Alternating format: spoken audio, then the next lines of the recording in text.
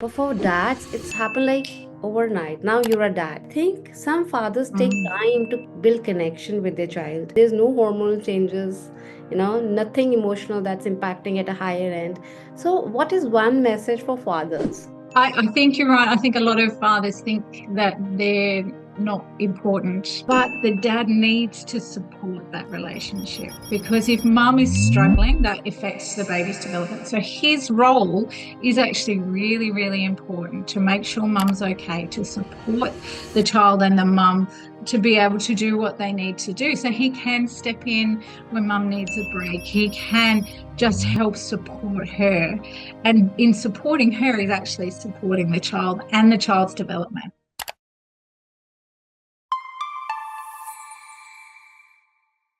So thank you, Kristen, for taking out time today. And I know, and everybody knows that you run the therapist parent page on Instagram. And once again, thank you so much. I want to know more about you. Like, what do you do, and how are you making an impact in parenting journey? Sure. So I am a psychologist and have been for a long time now. And I always worked with children and families. And then I I had my own children and I was caring for children. And I actually found that a lot of the traditional behavior management strategies that we were taught as psychologists actually didn't work or they weren't helpful long term or they actually caused some damage.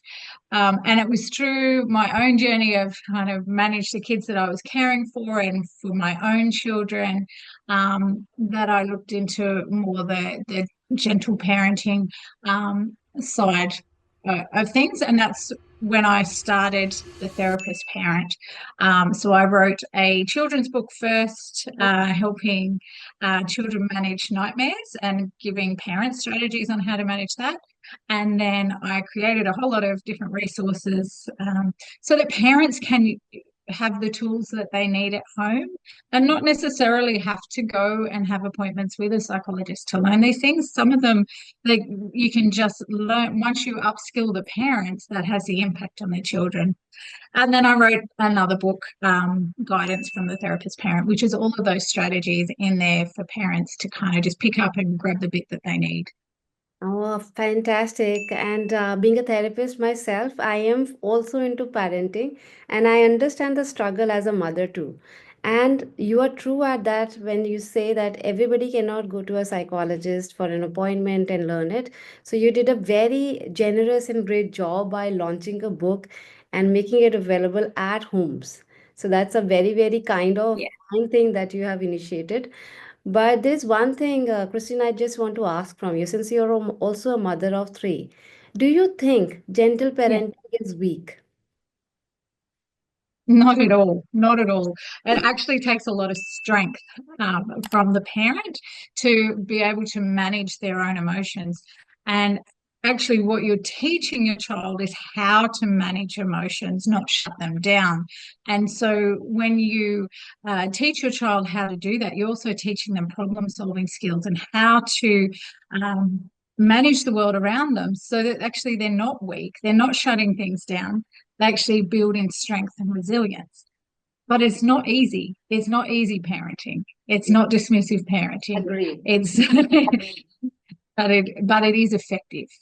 It is effective. Absolutely fantastic. I also want to know a lot of people when I talk about gentle parenting, they tell me that gentle parenting mean that allowing children to do whatever they want to do, or we can be firm or assertive, or we can yell sometimes. So tell us more about it. Yeah, a lot of people think that we just give in to kids and we give them what they want. That's not the case. So you still have boundaries. You still can say to your child, no, you can't have that now. But what you do is you validate their feelings. Of course, they're going to be upset. Nobody likes being told no when they want something. So you can say, I know it's hard when Yeah, mum says no. It's yeah, really tricky. yeah, And you still can't have the biscuit before dinner. yeah. Would you like a cuddle? So you're validating the child's feeling, you're helping them calm, but you keep your boundary. They're still not able to have that thing that you've asked, or you still have a boundary on how they need to behave in different situations, but you don't shut that down. And yeah, of course, parents may yell at times, and it doesn't make you a bad parent if you've done that as well. I mean, sometimes I think we people look at a gentle or calm parenting and think, oh, you have to be the perfect parent. No, you don't. We all have emotions. We all going to struggle to manage it at times. But the thing is that if we recognize that and we talk to our child and say, "Oh, I'm sorry, I yelled that time. My emotions got a bit too high for me. Next time, I'm going to take a break." So you're also then modeling with your child how to apologize. You're modeling the fact that we all have emotions and that is okay. So yes, to your question, that's yes, we do have boundaries, but we also have to manage our own. I think that's a fantastic answer, Christine. So I think when we are new mothers, okay, we are very confused and Mhm. we are lost in the journey of parenting because we are struggling with emotions, we are struggling with sleepless nights, work-life balance, and much Mm. more things. So, what is your one message to the new moms, like to the new moms who are like carrying a baby of 1 year or maybe less than 1 year? So, what is your one strategic message for them? Probably more than one thing that I could tell them. Yeah. One is it's okay, it is hard, it's supposed to be hard. Like Okay. nobody finds that time easy. Yeah. And people that tell you they do are lying because it's a really difficult time. We are sleep deprived. You are constantly giving to somebody else. So it is difficult. And yes, you need to do things for yourself. There needs to be some sort of self-care, but self-care looks different at different stages of life. So if you are in the middle of feeding and changing and babies just on you all the time. Self-care could be just making sure you're drinking enough water for the day. Self-care may be trying to get some sleep when the baby sleeps so that you're rested. It doesn't have to look like it might if you don't have children. So try and look after yourself would be one thing. The other thing that I would really make it clear to parents is that a child's brain isn't developed until they're in their 20s. So when they are little, and they especially in that toddler age, they are supposed to have meltdowns. They are supposed to have big emotions. They are supposed to not make sense when you Yeah. when you ask them to do something and something is not quite right, or that you've given them the wrong coloured cup, or the biscuit's broken. They are supposed to have a meltdown over that because their brain isn't developed yet. And that's okay. And if you're at the supermarket and they're dropped to the floor because you said no, that's okay. And hopefully, most people around you understand that that's okay because we have all been there. And Yes. if they judge you, then let them judge. But Legend. it's that is normal, and you're not doing anything wrong. That Oh, you when you can meet that child in that emotion and you help them calm, like we said before, it doesn't mean you give them the biscuit, it just means you help them calm, then they're learning to manage that. Their brain is developing, it's rewiring to be able to cope with those emotions, and that is absolutely okay. And then one more thing that I would tell parents, yes. because I think people they overcomplicate parenting. Yes. And if you really just take it back to your connection with your child is the most important thing. And when you keep the connection and the communication together, Yes. then most things will work out okay. Absolutely. How beautiful you have explained this, Christian, in top 3 points, I think. Like self-care is different at different stages, and you have to build Yeah, connection and avoid judgments. You have always should be working on simple parenting techniques, and that should evolve around building connection. Yeah. And a calm parent. absolutely. Everything comes back to connection. Yeah, Yes. So if people are judging you if your child is throwing tantrums in the grocery store, don't panic. Just be calm, kneel down, make an eye contact, validate feelings, and let it happen. You will get through this. Yeah. Everything, everybody goes. Yes, that's right. Absolutely. Everybody goes through it. Okay. Yeah. So now we come back to separation anxiety. Most of the moms, when they have to leave their children behind for going to joining back Mhm. work or leaving them in daycare or in school, how do we manage that separation anxiety or mom guilt? It is really tricky. I mean, that's really an awful time for mums. Yeah, Usually, kids, and unless there is some sort of significant anxiety, usually they will cope quite well and adjust. And if you're leaving them with somebody that they feel safe with and that you know is okay, um, the kid usually gets over it quicker than the mum does because it's really hard to leave your yeah, child. yeah. So there are some things that you can do to help your child transition. So it's always good to have a bit of a routine. You might have a little ritual that you might do every time you drop them off. So you might say goodbye in a certain way, or you kiss both hands and then on the forehead, something so that they know this means we leave, mum Yeah, leaves now, and yeah, then we'll be back yeah, later. That can help. But honestly, for mum guilt, just not being so hard on yourself. We all have to go back to work, and and your child is safe. Your child will be okay. This is not going to cause permanent damage. Um, and if they're in an environment where they are generally happy and there are people that are caring there, they will be okay. fantastic. I think moms need to take care of their mental health and calmness and peace so that when they go back to their child, the energy that gets transmitted to the child is calmer and not anxious, you know. So, Yeah, you're right.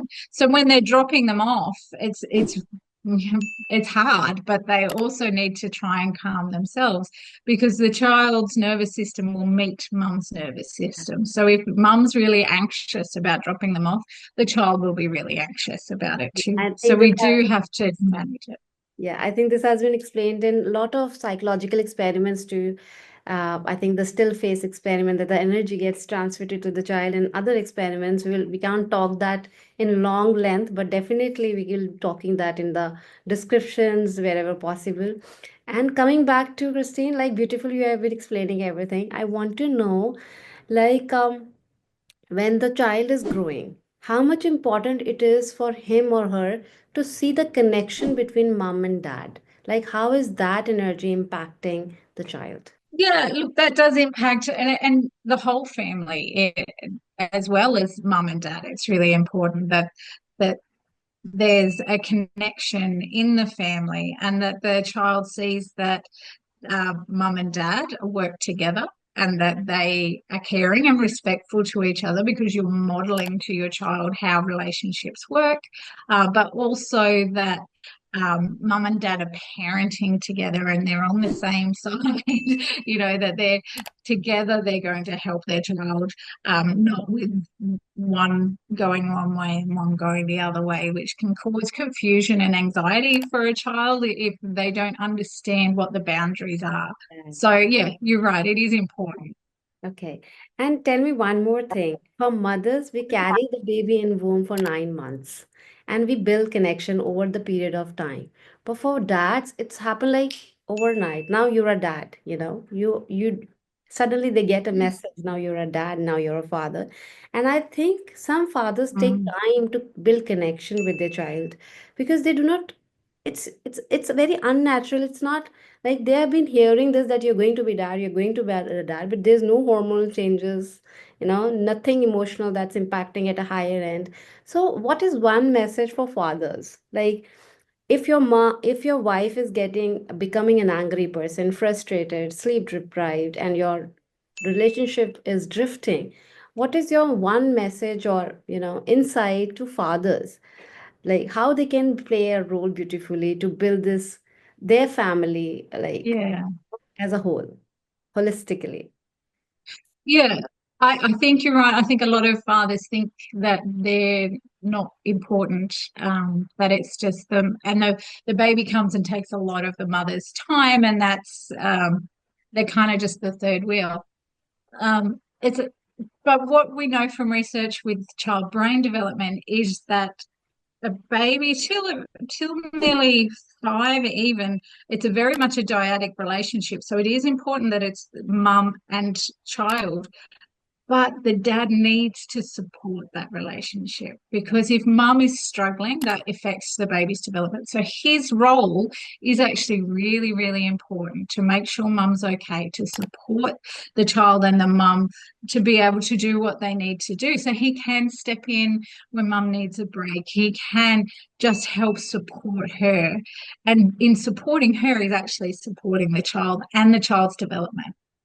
Yeah, and rather belittling the mom that you have started looking this, you have gained a lot of weight, when will you lose this weight, and when you will be back into your own clothes, rather than pointing it out all the times, please help and support, because that's the one thing the mom is looking forward to. Her body, her emotions, her mental Yeah. health, everything is at big turmoil they are going through. So just be there and support them in whatever possible means that you can be, you know. And Yeah, absolutely. Yeah. okay, fantastic. Since you have three children, Christine, I want to know like more about sibling rivalry. Is this rivalry natural, or do parents also play a role in creating sibling rivalry? Oh, they can, but it is also natural. So sometimes parents do kind of set it up if they're giving more attention to one child, or it's perceived that they're giving more attention or praise to another child, or they compare children to each other, or you should be more like your brother, you should be more like uh, you're asking for trouble if you're setting that up.